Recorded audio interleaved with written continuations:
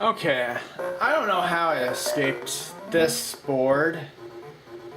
I got lucky so much on this, I decided to videotape it, put it on YouTube. This was like a miracle.